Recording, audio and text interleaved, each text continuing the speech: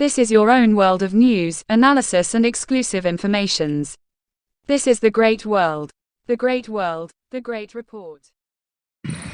મારું નામ વાળા ભરતસિંહ પોપટભા, પ્રદેશ પ્રમુખ ખેડૂત કલ્યાણ સંગઠન મહુવા, જે સૌરાષ્ટ્રનું કાશ્મીર ગણાતું એ આ માલણ નદીના કારણે યુગોથી કહેવાતો, અને ભગવાન શ્રી કૃષ્ણ જ્યારે રૂકમણીજીનું હરણ કરવા આવે ત્યારે પણ આ માલણ નદીમાં એને સ્નાન કરીને ભવાની માતાના દર્શન કરેલા, અને લાખા ફૂલાણી જેવા જ્યારે અહીં નીકળેલા એને પણ એક રાત વાસો આ માલણ નદીના કારણે આ માલણ નદી ઐતિહાસિક નદી છે.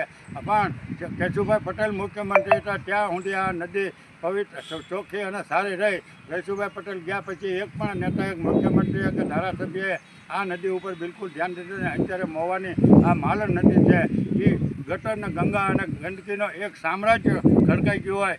એ જો ગંદકી થઈ હોય તો એ મહુવાના નેતાઓ ન પાણિયા કહેવાય અને સત્તાધીશો ન પાણિયા કહેવાય. એટલે આ માલણ નદીની આવી દિશા થઈ છે. અત્યારે સરકારને અમારી શોખીન વાત છે, તમે રોજ જળ બચાવવાના જે બણકા ફૂરકો છો, જાહેરાત કરો છો, તમારે આ માલણ નદીને ચોખ્ખી કરવી પડશે.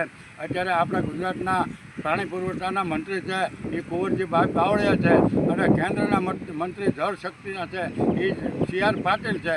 અને આવા જો ગુજરાતના બે નેતા પાણી વિભાગના હોય અને આ ગુજરાતની આવી પવિત્ર નદીઓ જો ગટર ગંગા બંધી જતી હોય અને ગટરથી ખત બનતી હોય અને કમ્પોસ્ટના ખાડા જેવી હોય તો એ નેતાઓ માટે નીચા જોણું કહેવાય. અને આ સરકાર ન પાણી સરકાર કહેવાય. એટલે અમારી સીધી વાત છે કે તમે આને જલ્દી રિપેર કરો, નહીંતર આવનારા દિવસોમાં મહુવાના લોકોને સાથે રાખી અને સરકારની સામે અમે જંગલ પર ફૂંક્યું અને આંદોલન પણ કરશું. પણ નદીને અમે ચોખ્ખી કરાવીને પછી જંપવાના છીએ. જય હિન્દ, જય ભારત. આજે જ સબસ્ક્રાઇબ કરો અમારી ચેનલ ધ ગ્રેટ વર્લ્ડ અને વાંચતા રહો અમારી વેબસાઇટ thegreatworld.in.